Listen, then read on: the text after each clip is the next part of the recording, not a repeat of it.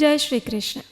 ભગવાન શ્રી કૃષ્ણ કે જે પૂર્ણ પુરુષોત્તમ પરમેશ્વર છે, તે પોતાના ભક્તોના દુઃખ હરવા માટે આ ધરતી પર અવતરિત થયા હતા. તેમની કથાઓને સંપૂર્ણ સત્ય રૂપે શ્રીમદ ભાગવતમ નામના આપણા પૌરાણિક ગ્રંથમાં રજૂ કરવામાં આવી છે. આ દરેક કથા પાછળ રહેલા તત્વાર્થને શુદ્ધ ભક્તિની લાગણીથી રજૂ કરેલ છે. તેથી આ ગ્રંથ અત્યંત હૃદયસ્પર્શી અને ભક્તિભાવને પ્રેરણા આપે તેવો છે. આવી જ એક કથા શ્રી વેદવ્યાસ રચિત શ્રીમદ ભાગવતમના 10મા સ્કંદમાંથી શ્રી સુખદેવ ગોસ્વામી પરીક્ષિત રાજાને સંભળાવી રહ્યા હતા, જે ઉષા હરણની કથા છે. મહાન ગુજરાતી કવિ પ્રેમાનંદે આ કથાને ગુજરાતી ભાષામાં અમુક છંદોમાં વિભાજિત કરીને રજૂઆત કરી છે, જે ઓખા હરણ તરીકે પણ ઓળખાય છે, જે કુલ 93 કડવામાં વહેંચાયેલું છે. ચૈત્ર માસમાં જે આ મહાકવિ પ્રેમાનંદકૃત ઓખાહરણને વાંચે છે કે સાંભળે છે, તેની બધી જ દુઃખ તકલીફો ક્લેશ દૂર થાય છે. તાવતરિયો એકાંતરિયો આવતો નથી. ભૂત બાધા દૂર થાય છે. કેમ કે ઓખાહરણમાં જણાવ્યા અનુસાર ભગવાન શ્રી કૃષ્ણએ વરદાન આપ્યું હતું. તાવ એ આસુરી શક્તિ છે. એક સમયે ભગવાન શ્રી કૃષ્ણએ તાવને દોરડાથી બાંધી દીધો હતો. આ તાવ કે જે ભગવાન શિવનો ગણ છે, તેણે પોતાની જાતને છોડાવવા માટે ભગવાનને આજીજી કરી અને કહ્યું કે જે શ્રી હરિવાણી બોલશે તેમને ત્યાં અમે કદી નહીં જઈએ. અને ભગવાને તેમને પણ વચન આપ્યું કે જે ઓખાહરણ સાંભળશે તેના ત્યાં તમે જશો તો તમારું મસ્તક છેદી નાખવામાં આવશે. ત્યારે તાવે વચન આપ્યું કે એકવાર ઓખાહરણ સાંભળશે તો વર્ષમાં 1 વાર ના જાઓ, અને 2 વાર સાંભળે તો તેને જોઈને પણ ન જાઓ, 3 વાર સાંભળે તેના જન્મમાં પણ ના દેખાવું. આવું વચન આપીને તાવ ભગવાન શિવજી પાસે કૈલાશ ધામ જતા રહ્યા. શિવજીના ગણ બની ગયા. ચૈત્ર માસમાં ઓખાહરણ સાંભળતી વખતે હાથમાં 3, 5 કે 7 સૂતરના દોરા રાખવા. જે ઘરમાં કોઈ નાનું બાળક હોય તો તેના હાથે બાંધી દેવો, અથવા તો ઘરમાં પરિવારમાં કોઈના પણ હાથમાં બાંધી શકાય છે, જેથી પરિવારમાં તાવ એકાંતરિયો ટાઢીઓ કોઈ પણ પ્રકારની બીમારીઓ નહીં આવે. આવું મહત્ત્વ છે ઓખાહરણ વાંચવાનું કે સાંભળવાનું, અને તે પણ વિશેષ રીતે ચૈત્ર માસમાં. ચૈત્ર માસ દરમિયાન જો 3 દિવસ કે એકાંતર વ્રત અને ઉપવાસ કરીને નવરાત્રિ દરમિયાન ઓખાહરણની કથા વાંચવાથી જીવનમાં બધી જ દુઃખ તકલીફો દૂર થાય છે. આ ઓખાહરણની કથા સાંભળવાથી પણ એટલું જ પુણ્યફળ પ્રાપ્ત થાય છે. તો આજે આપણે મહાકવિ પ્રેમાનંદ રચિત આ ખૂબ જ ફળદાયી ઓખાહરણની કથા સાંભળીશું. આ ઓખાહરણ જે શ્રીમદ ભાગવતમમાં દર્શાવવામાં આવેલ ઉષાહરણની જ કથા છે, જે શ્રી સુખદેવ ગોસ્વામીએ પરીક્ષિત મહારાજને મોક્ષની પ્રાપ્તિ હેતુ સંભળાવી હતી. ઓખાહરણની શરૂઆત સૌ પ્રથમ ગૌરીપુત્ર ગણેશજી કે જે માતા પાર્વતીના અંગમાંથી જન્મ્યા છે, જેમના પિતા શંકર છે, જે સર્વ દેવોમાં પ્રથમ પૂજનીય છે, 9 ખંડોમાં જેની સ્થાપના કરાય છે, સિંદૂર જેમનો શણગાર છે, અને કંઠે પુષ્પોની માળા છે, ફરસી હાથે ધરી છે, અને અસુરોને માર્યા છે, જે 4 ભુજાઓવાળા છે, એક હાથમાં જળ કમંડળ, બીજા હાથમાં મોદક, ત્રીજા હાથમાં ફરસી અને ચોથા હાથે જપમાળા શોભે છે, જે દેવ સાચા મુનિવાચા ધરાવે છે અને મનની આશા પૂર્ણ કરે છે. તેવા આપણા ગણપતિ મહારાજને મોદકના લાડુ અર્પણ કરી 2 હાથે નમન કરીએ. ઓમ શ્રી ગણેશાય નમઃ. ત્યારબાદ શ્રી ગણેશજીના માતા પાર્વતી માં આદ્યા શક્તિ કે જે સર્વ શક્તિના શક્તિ રૂપે છે, જે 9 ખંડમાં પૂજનીય છે. જ્યારે આ બ્રહ્માંડની પણ રચના નહોતી થઈ, જ્યારે કંઈ જ નહોતું, હવા પાણી જીવન વગર આ નિરાકાર એક જ્યોતિ પ્રગટ થઈ, જેમના થકી આ બ્રહ્માંડની રચના કરાઈ, તેમાં જગતજનની ભગવતીને ભક્તિભાવથી નમન કરીએ. જગતજનની માં જે પરમ કૃપાળુ સર્વશક્તિમાન, જેની તોલે કોઈ ના આવે, જે નિર્મળ કેશ અને રંગે રાતા છે, 16 શણગાર સજીમાં સિંહના આસન પર વિરાજમાન છે, જેમના નાકે નિર્મળ મોતી છે, હાથમાં અસ્ત્ર શસ્ત્ર ધારણ કર્યા છે, અને વર અને અભય મુદ્રામાં વિરાજમાન અમૃત દ્રષ્ટિએ હંમેશા પોતાના ભક્તો પર કૃપા રાખે છે. માં અંબે જેમના બ્રહ્માજી પાઠ કરે છે, વિષ્ણુજી વાંસળી વગાડે છે, અને શિવજી ડમરું વગાડે છે. નારદ મુનિ પણ માના ગુણગાન ગાય છે. બધા જ અબીર ગુલાલથી તેમના વધામણા કરે છે, આરતી કરે છે, અને ખીર મધ સાકરનો ભોગ અર્પણ કરાય છે. ધૂપ અને કપૂરથી વાતાવરણ સુગંધિત કરાય છે અને માની પ્રાર્થના કરાય છે. હે મા જગદંબા, અમારી સહાય કરજો. તમે જ બ્રહ્માણી, તમે જ રુદ્રાણી, તમે દેવાદિદેવ, સકળ વિશ્વમાં મા અંબા તમે જ સર્વ છો. તમારા શરણમાં રાખજો. હું તમારી સેવા કરું છું, આ સેવાનો સ્વીકાર કરજો મા જગદંબા. અને આ રીતે મહાકવિ પ્રેમાનંદ શ્રી ગણેશજી અને મા અંબાની સ્તુતિ અને નમન કરી ઓખાહરણની કથાનો આરંભ કરે છે. આ કથા સૃષ્ટિના પાલનહાર પૂર્ણ પુરુષોત્તમ ભગવાન શ્રી કૃષ્ણ અને ભગવાન શિવજી કે જે સૃષ્ટિના નવસર્જન માટે સૃષ્ટિનો વિનાશ કરનારા દેવ છે તેમની સાથે સંકળાયેલી છે. શ્રી શુકદેવજીએ પરીક્ષિત રાજાને શ્રીમદ ભાગવતમના 9 સ્કંદ સંભળાવ્યા. હવે 10મો સ્કંદ ઓખાહરણ સંભળાવવા માટે પરીક્ષિત રાજા શ્રી શુકદેવ ગોસ્વામીને કહી રહ્યા છે. આ કથા અનુસાર ભગવાન શ્રી કૃષ્ણને 16,108 રાણીઓ હતી. દરેક રાણીઓથી તેમને 10 પુત્રો થયા હતા. આમ ભગવાનનો પરિવાર ખૂબ જ વિશાળ હતો. ભગવાન શ્રી કૃષ્ણની 8 પટરાણીઓ, જેમ કે પહેલી પત્ની રૂકમણી, ત્યારબાદ જામવંતની દીકરી જામવતી, ત્યારબાદ સત્રજીતની દીકરી સત્યભામા સાથે લગ્ન થયા. ત્યાર પછી સૂર્યદેવની દીકરી કાલિંદી એટલે કે યમુનાજી સાથે પરણ્યા. ત્યાર પછી સત્યા, ભદ્રા, લક્ષ્મણા અને છેલ્લે મિત્રવૃંદા સાથે પરણ્યા. આમ ભગવાનની આ 8 મહાપટરાણીઓ હતી. ત્યારબાદ તે સમય દરમિયાન એક ભૌમાસુર નામના રાક્ષસે 16,100 કન્યાઓનું અપહરણ કર્યું હતું. તેમને બંદી બનાવીને રાખી હતી. તે કન્યાઓએ ભગવાનને પ્રાર્થના કરી, આજીજી કરી કે તેમને આ દાનવથી મુક્તિ અપાવે. અને ભગવાન શ્રી કૃષ્ણએ ભૌમાસુરનો વધ કરી આ 16,100 કન્યાઓને છોડાવી હતી અને તેમને પોતપોતાના નગર, પોતાના પરિવાર પાસે જવાનું કહ્યું. પરંતુ તે કન્યાઓએ કહ્યું કે અમે તો અમારા પરિવાર પાસે જતા રહીશું, પરંતુ અમને ત્યાં કોણ અપનાવશે? અમારો સ્વીકાર કોણ કરશે? અમારી સાથે લગ્ન કોણ કરશે? હે પ્રભુ, તમે જ અમારો સ્વીકાર કરો, અમારો ઉદ્ધાર કરો. અને આ રીતે ભગવાન શ્રી કૃષ્ણએ આ કન્યાઓનો ઉદ્ધાર કરવા માટે તેમની સાથે લગ્ન કર્યા. તેમને રાણીઓ બનાવી દ્વારિકા લાવ્યા. ભગવાને વૃંદાવનમાં પોતાની મધુર લીલાઓ જેવી કે રાધાજી અને ગોપીઓ સાથેની રાસલીલા, માખણની ચોરી, મિત્રો અને ગાયો સાથે અનેક ખેલકૂદ કર્યા. ઇન્દ્રનો ગર્વ ઉતારવા ગોવર્ધન પર્વત ઉપાડ્યો, માસી પૂતનાનો વધ કર્યો અને મામા કંસને માર્યા. આ બધી જ લીલાઓ કરી. પછી ભગવાને દ્વારિકા નગરી વસાવી, તેમણે લગ્ન કર્યા, પોતાનો પરિવાર વસાવ્યો. આમ આ પરિવારમાં 16,108 રાણીઓ અને દરેક રાણીથી 10 પુત્રો હતા. તેમની પ્રથમ પત્ની રૂકમણીને 10 પુત્રો હતા. તેમાં પ્રથમ પુત્ર પ્રદ્યુમ્ન કે જે સ્વયં કામદેવના અવતાર હતા. તેમના દીકરાનું નામ અનિરુદ્ધ કે જે સ્વરૂપે પોતાના પિતાની જેમ અત્યંત સુંદર, આકર્ષક અને બળવાન હતો. તેના લગ્ન બાણાસુરની પુત્રી ઉષા સાથે 3 વાર થયા. 3 વાર લગ્નમાં વર અનિરુદ્ધ અને કન્યા ઉષા હતી. પહેલી વાર સ્વપ્નમાં થયા, બીજી વાર ઝરૂખામાં અને ત્રીજી વખત સંપૂર્ણ વિધિ વિધાન સાથે 4 ફેરા ફરી બધાની હાજરીમાં પરણ્યા. આવું કેમ થયું તેની પણ એક રોચક કથા છે. તો ચાલો આજે આપણે ઓખાહરણની કથામાં આ જ કથાને સાંભળીએ. બ્રહ્માજી કે જે સૃષ્ટિના રચયિતા છે તેમના પુત્ર મરીચી હતા.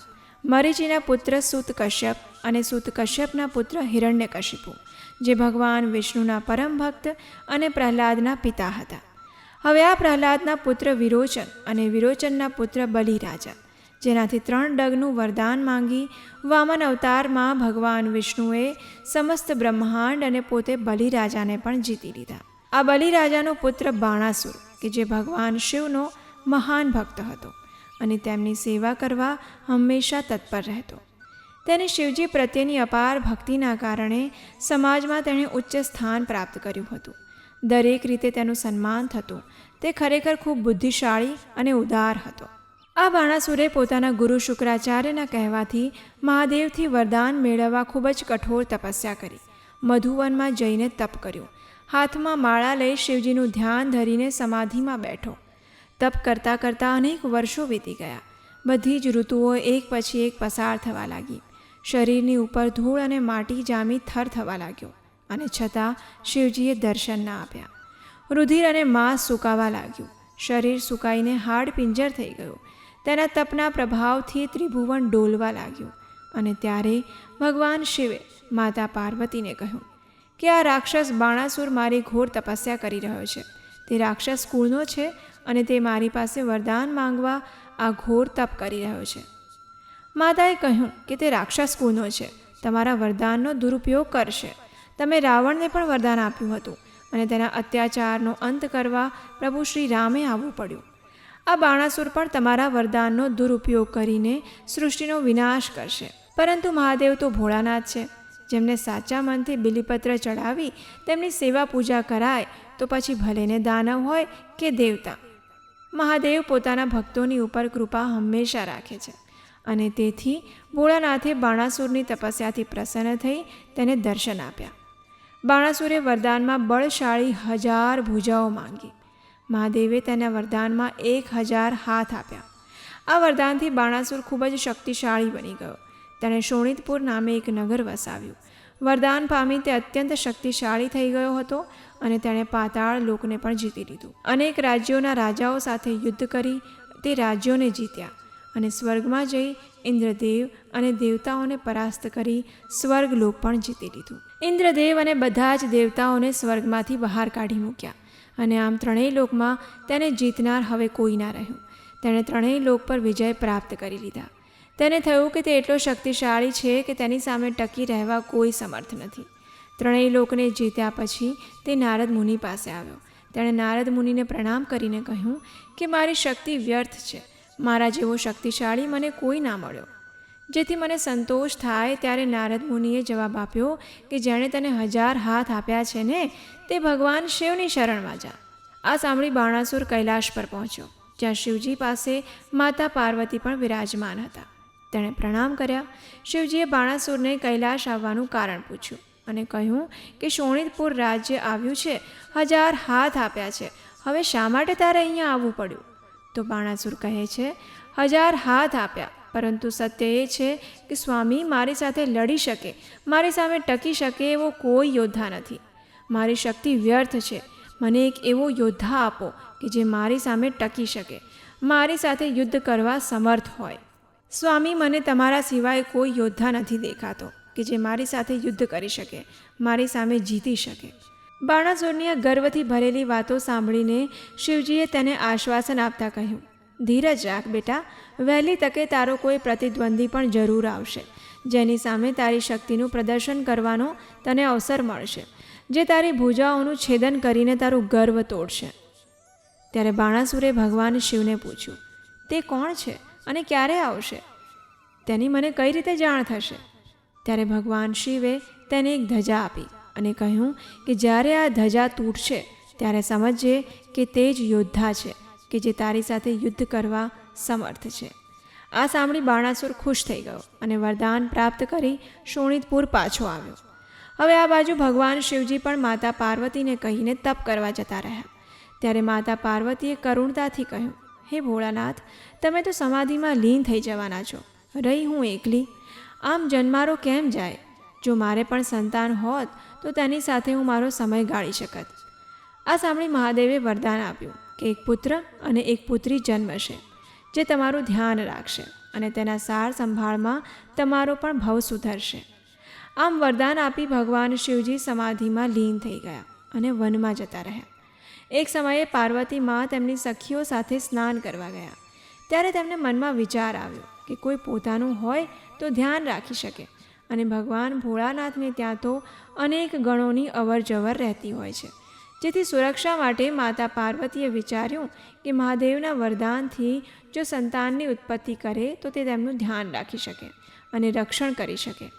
આમ વિચારી દક્ષિણ અંગના મેલથી એક પૂતળું તૈયાર કર્યું, જેને ચતુર્ભુજ પગ, મુખ અને સુંદર રૂપ આપી એક સ્વરૂપ તૈયાર કરાયું.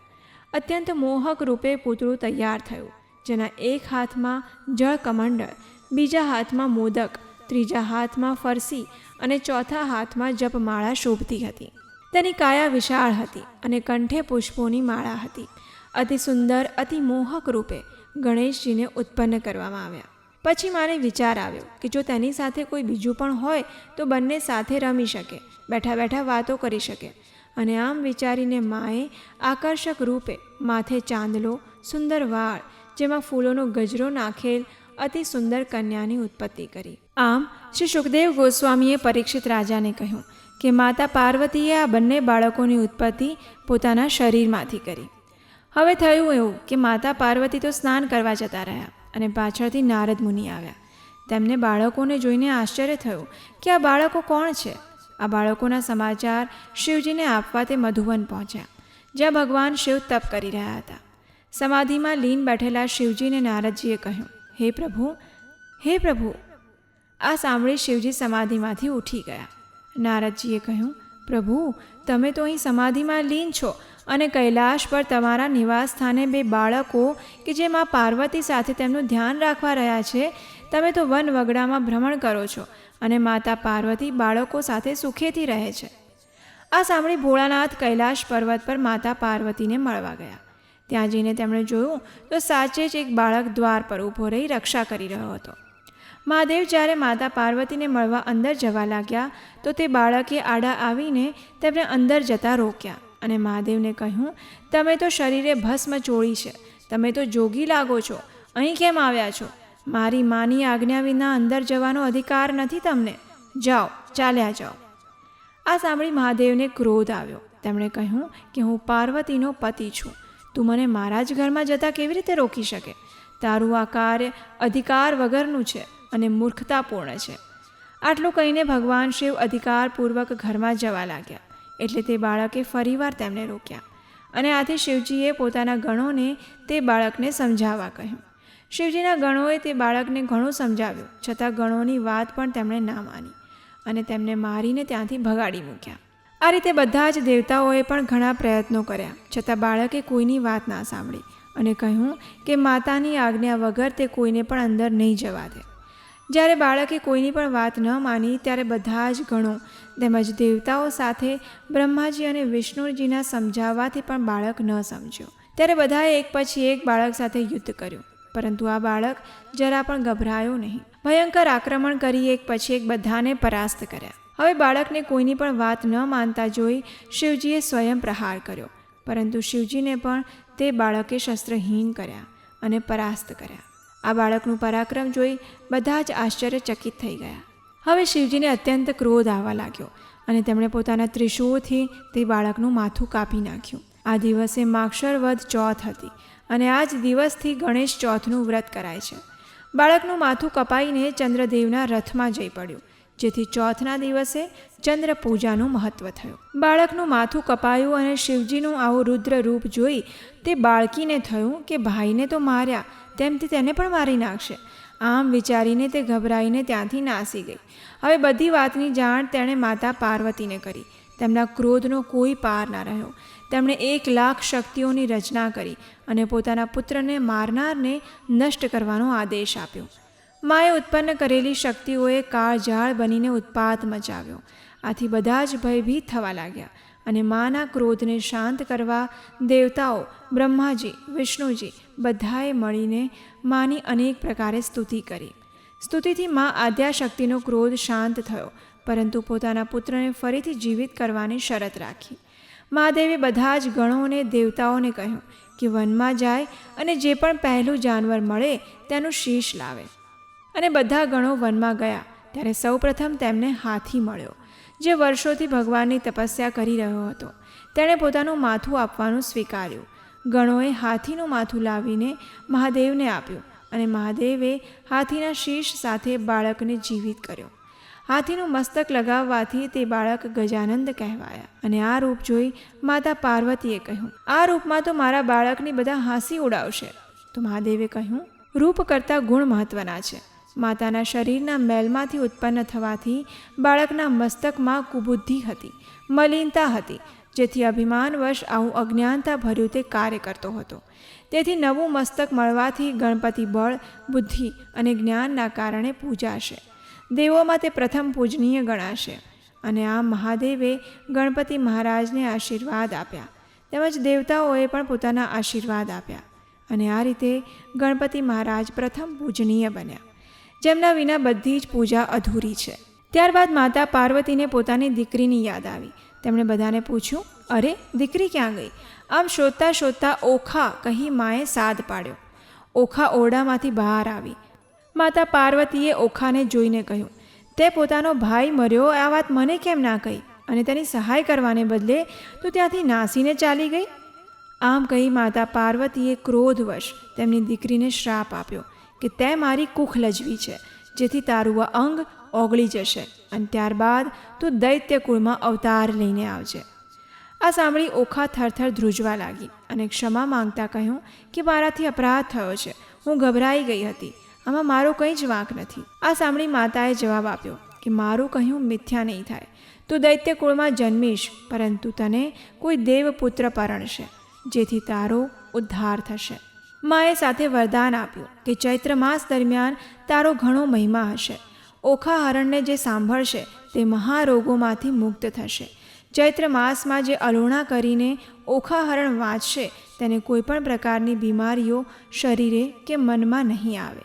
30 દિવસ નહીં તો 5 દિવસ, અને તે પણ શક્ય ના હોય તો ઓછામાં ઓછા 3 દિવસ અથવા 1 દિવસ અલોણું વ્રત કરીને શરીરની દરેક દુઃખ તકલીફોમાંથી મુક્તિ મેળવી શકાશે. મા પાર્વતીએ પોતાની પુત્રી ઓખાને પોતાના શ્રાપમાંથી મુક્ત કરી અને સાથે વરદાન પણ આપ્યું અને તેનો મહિમા પણ વધાર્યો. અને આ રીતે શ્રી શુકદેવ ગોસ્વામીએ મહારાજ પરીક્ષિત રાજાને ઓખાનો મહિમા કેવી રીતે થયો તેની સંપૂર્ણ કથા સંભળાવી. ઓખા હરણની આ કથાનો બીજો ભાગ અમે આવનારા વિડીયોમાં તમારી માટે લઈને આવીશું. તો ઓખા હરણની આવનારી કથા સાંભળવા માટે તમારા પોતાના આ ચેનલને યાદથી સબસ્ક્રાઇબ કરી લેજો અને નોટિફિકેશન બટન પણ ઓન કરી લેજો કે જેથી ચૈત્ર માસના પવિત્ર સમય દરમિયાન તમે ઓખા હરણની સંપૂર્ણ કથા વાર્તાનું શ્રવણ કરી શકો. જય શ્રી કૃષ્ણ.